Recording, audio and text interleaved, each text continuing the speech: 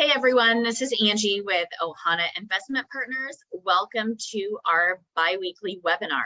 Today we are going to talk about stocks versus the real estate market and a comparison of risks. We typically do these webinars every 2 weeks because a lot of our investors are actually viewing these webinars after hours. We're going to move to a format where the webinars are actually pre-recorded and you'll be able to find them on YouTube. So you'll get a notification and you'll get more details on this in the newsletter that is coming up, and we'll make sure you have the link to YouTube, but that's where all of these recordings will be moving forward.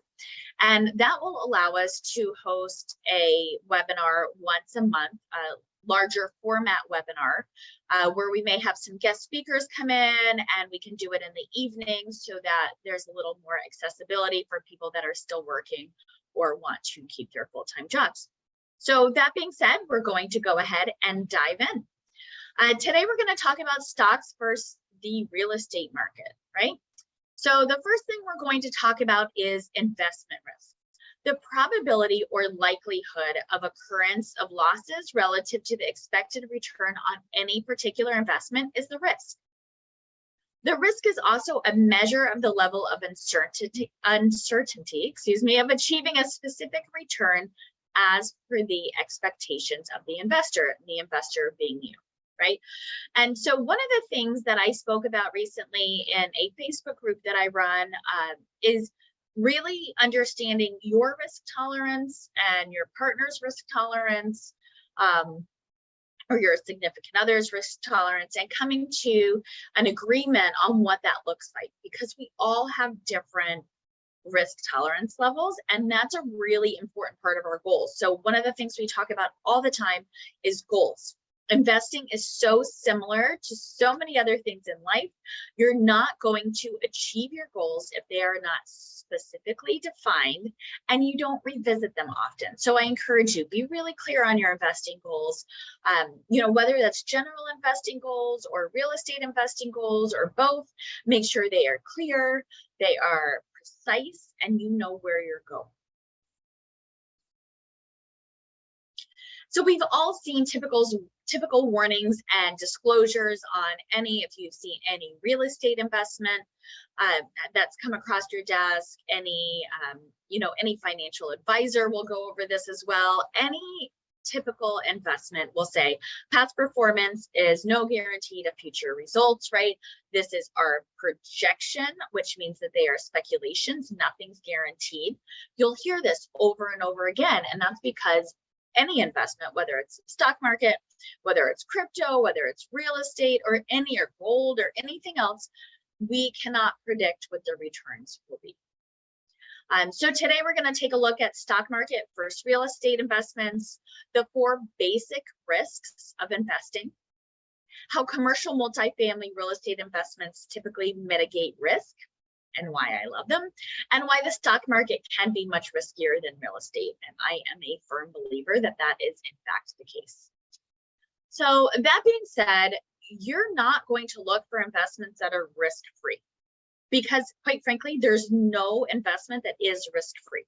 Nothing's guaranteed, and there's always some type of degree of risk with any investment. You have to understand your risks really thoroughly.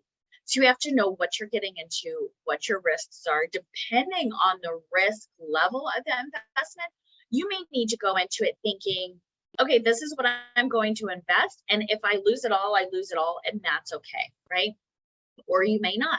So just understand your threshold for risk and ensure that you are mitigating risk the best that you can. And again, that's going to depend on the investment type. You may be able to mitigate risks with real estate much better than something like crypto, but you want to make sure that you're mitigating risks where you can. So the first risk we're going to discuss today is the market correction. And this is a really important topic. You can talk to 10 people about the market correction and what's going on, and you're likely going to get 10 answers. Are we in a recession? Are we not in a recession? Is there a downturn? Is there not a downturn? Is there going to be a real estate bubble like there was in 2008? Is the real estate market coming down some? What is happening? What's going on with the economy? What's going on with the world? What's going on with inflation? The reality is no one really knows. No one has that crystal ball. So often people, one of the risks that they look at is market correction. So with the stock market, this is one of the most common fears and possibly the biggest reason investors remain on the sidelines. And this is for both real estate and the stock market. People have a fear of the market correction, or they're waiting to time it right. So they have a stockpile of cash.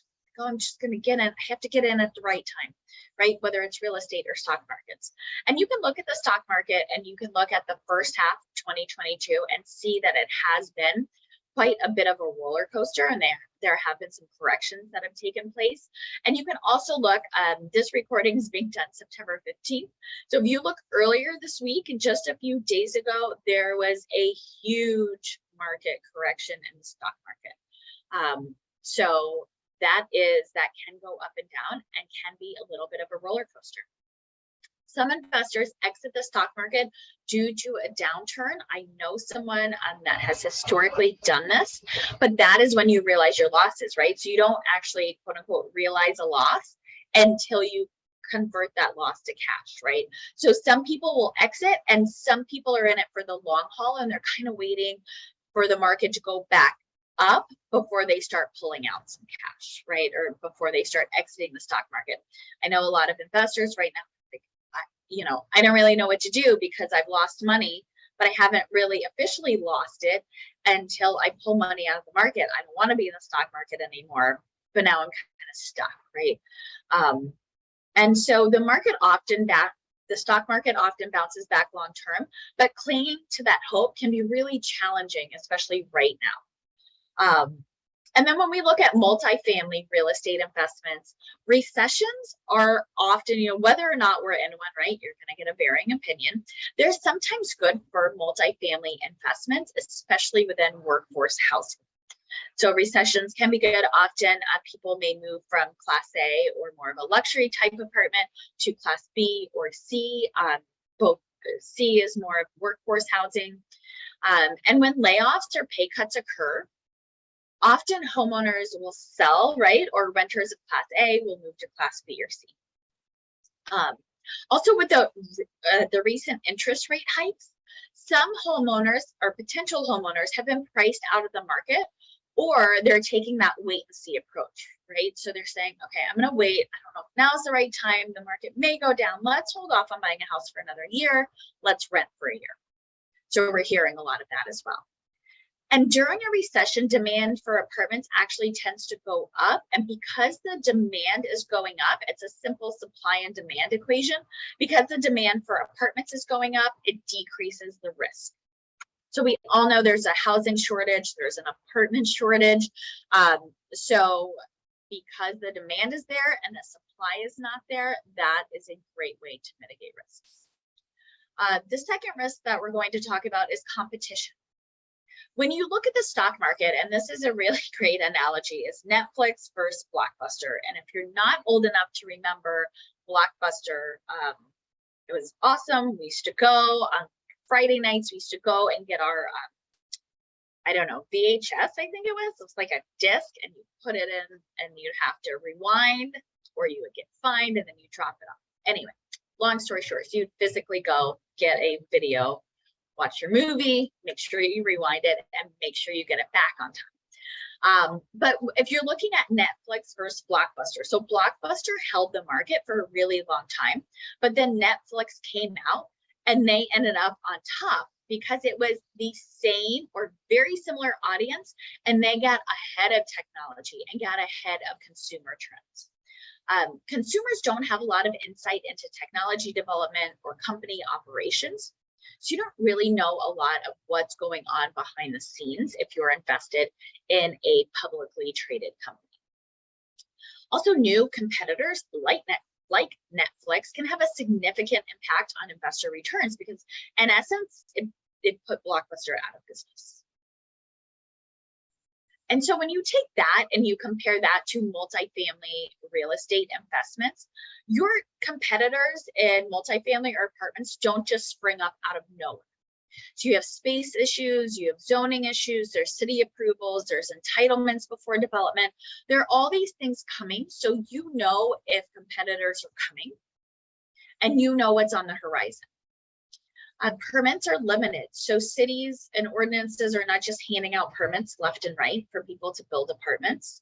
When they are built, very often people will build luxury type of Class A apartments. Now, this is not always the case, but that is sometimes the case. So if you're investing in a B or C class property, then competition may not be direct competition, right? Because of the luxury apartments, it's a very different level of rents.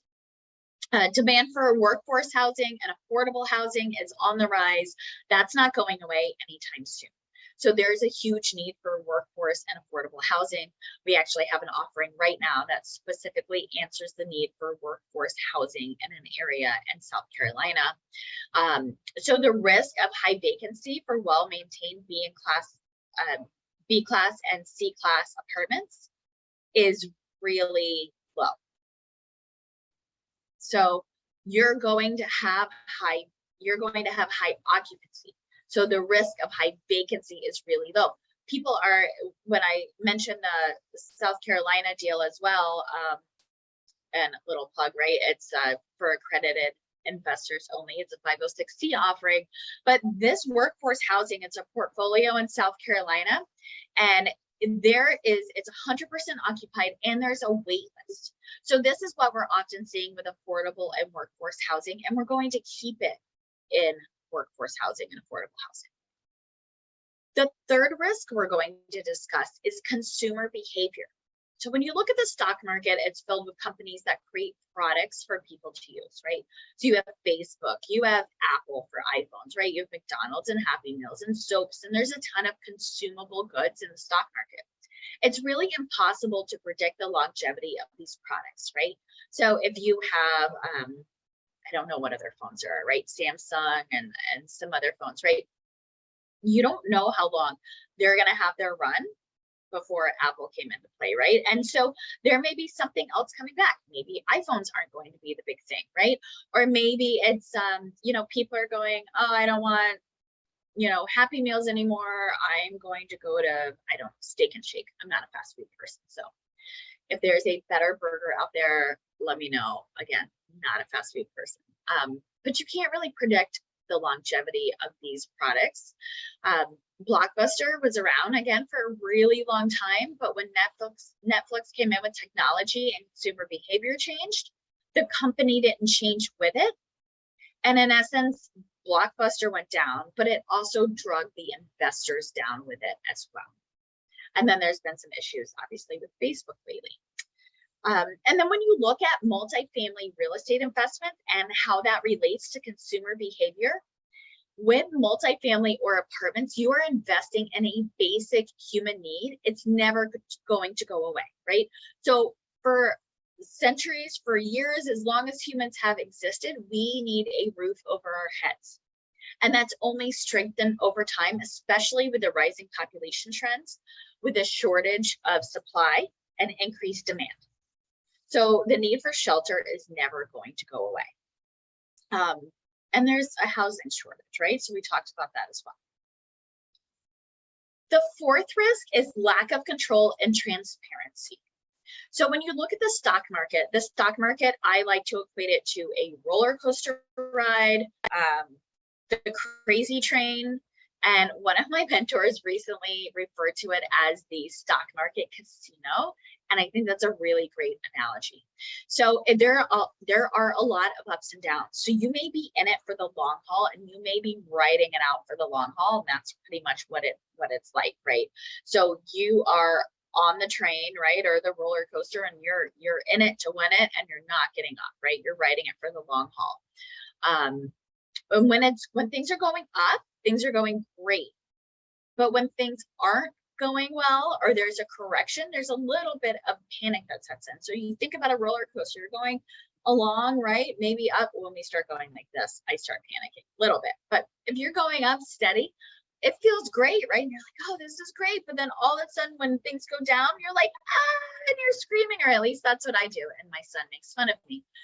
But there's a little bit of panic that kicks in. And so this is really similar to the stock market and how some people feel. Also, if it's a train analogy or whoever's operating the roller coaster, the conductor or the CEO is unreachable. And so you better buckle up or you're going to realize your losses, because if you take your money out of the market in a downturn, you're going to realize those losses. And you don't really know what's going on behind the scenes. As opposed to multifamily real estate investments, you know exactly who the deal sponsor and the operators are, and you can reach out to ask questions and get answers.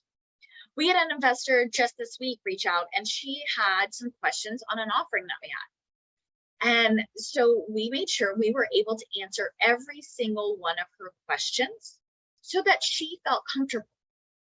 So you're not going to get this in the stock market, right? You don't have direct connection to the people running the business, but you do in syndications, you do in multifamily and apartment and passive investments.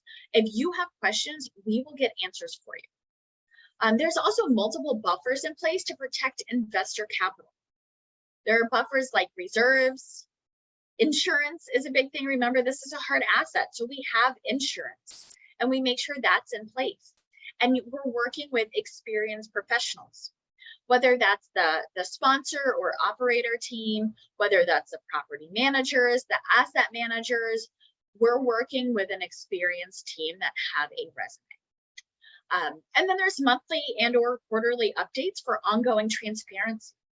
So you're not just left in the dark. You know what's going on, and you know how the asset is performing. If there are any issues, we're going to let you know as well. Here's the issue that came up. Here is the course of correction, and we'll circle back with how that turned out, right? So you're getting constant updates, you're getting asset management reports, and you can see how the asset is performing as compared to the business plan when we initially acquired the asset. Okay, so in conclusion, there's no one right way to invest. There is only one right way for you. And you have to make sure you're mitigating your risks, right? You have to make sure you're educated and you've done some due diligence. But the key is to invest, period. So you're not going to get where you want to be in your investment goals if you don't take action. And this is always one of my pet peeves. You have to take action to see results. So if you want to retire in 10 years, you've got to take action and help get yourself there. You have to understand the risks going into any investment and just do it. So if there's money sitting in your savings account and you're sitting on a mound of cash because you're just waiting for the right time for the stock market or just waiting for the right time for the real estate investment, newsflash, right? You have to realize with inflation at 8%, you're losing value in that cash sitting there. You're losing money every time it's not at work. So I highly encourage you to think about that for a minute and figure out what you need in your nest egg or your savings account or whatever it is. And whatever you do not need, you put it to work for you. You want your money to work for you so you can meet your goals. And if anyone ever offers you a risk-free investment or a guaranteed return, by all means, please run away as fast as you humanly can, because nothing is guaranteed. That being said, if you're interested and would like our free guide on 5 steps to building wealth as a real estate investor without taking on another full-time job, you can look at the link below, and I will include it in the recording as well. And then the QR code will take you directly to our interested investor page. So if you're interested in starting passive real estate investing, I highly encourage you to sign up.